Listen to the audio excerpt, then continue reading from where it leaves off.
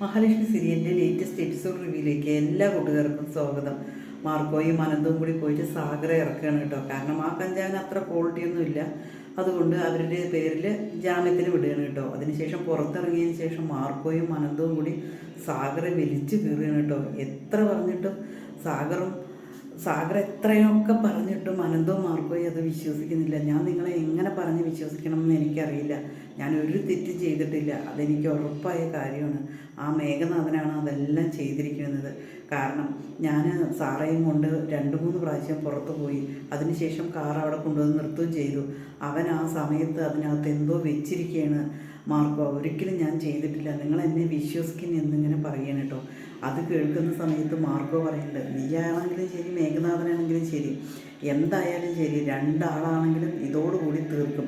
കാരണം ആ പെണ്ണിൻ്റെ കാര്യം ആലോചിച്ചിട്ട് മാത്രമാണ് അവളെ എത്രമാത്രം ആദ്യം കൊണ്ടിട്ട് അവിടെ ഇരിക്കണമെന്ന് മനസ്സിലായോ നിനക്ക്?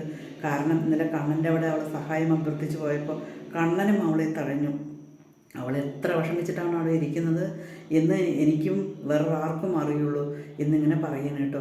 അതിനുശേഷം മാർക്കോ പറയണ്ടേ, എന്തായാലും ശരി, കോടതിയിൽ നിന്ന് ഇത് കിട്ടണം എന്നുണ്ടെങ്കിൽ കേസ് തെളിവ് വേണമല്ലോ, അതെന്താണെന്നുള്ളത് നമുക്ക് സംഘടിപ്പിക്കാം. പക്ഷേ നീ അതിൽ വല്ല പരിപാടി നീ ചെയ്തിട്ടുണ്ട് എന്നറിഞ്ഞെങ്കിൽ നിന്നെ ഞാൻ പിന്നെ വെച്ചേക്കില്ല എന്നിങ്ങനെ പറയണം കേട്ടോ.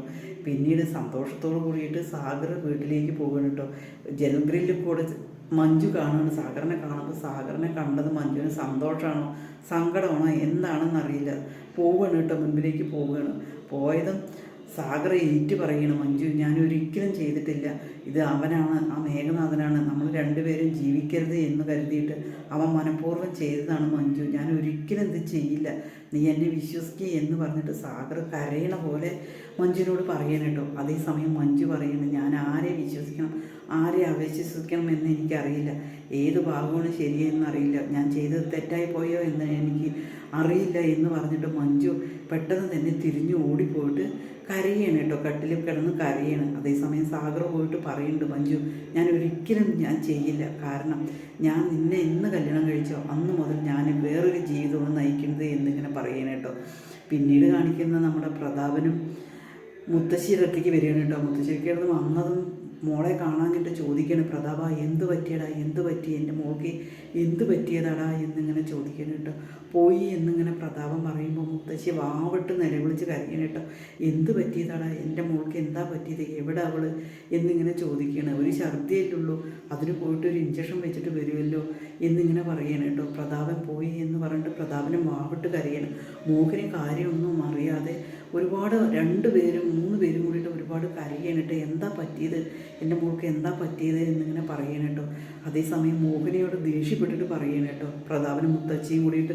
അതിനുശേഷം അവർ വൈദ്യരുടെ അടുത്തേക്ക് പോകാനാണ് പ്ലാൻ ഇടുന്നത്. വൈദ്യർ എന്തായാലും മറുമരുന്നുണ്ട് എന്ന് പറഞ്ഞിട്ടുണ്ടല്ലോ, പക്ഷെ ആ മറുമരുന്ന് കൊണ്ടുവന്നിട്ട് ആരും കാണാതെ ഹോസ്പിറ്റലിൽ പോയിട്ട് കരുണയ്ക്ക് കൊടുക്കണം. കരുണ എങ്കിൽ മാത്രമേ തിരിച്ച് ജീവിതത്തിലേക്ക് പിടിക്കുകയുള്ളൂ.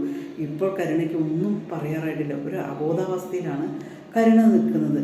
അങ്ങനെയാണ് ഇന്നത്തെ എപ്പിസോഡ് കാണുന്നത്. കരുണയ്ക്ക് തിരിച്ചടി കിട്ടി, ആ കുഞ്ഞ് നഷ്ടമായി എന്നറിഞ്ഞിട്ട് മുത്തശ്ശി സഹിക്കാനാതെ പ്രതാപനും മുത്തശ്ശിയും കൂടി നിലവിളിച്ച് കരയാണ്. കാരണം മഹാലക്ഷ്മിക്ക് വെച്ച കണിയിലും കൊച്ചുമോള് പെട്ടതിൻ്റെ വിഷമം മുത്തശ്ശിക്ക് പറഞ്ഞ് തീർക്കാൻ കഴിയുന്നില്ല.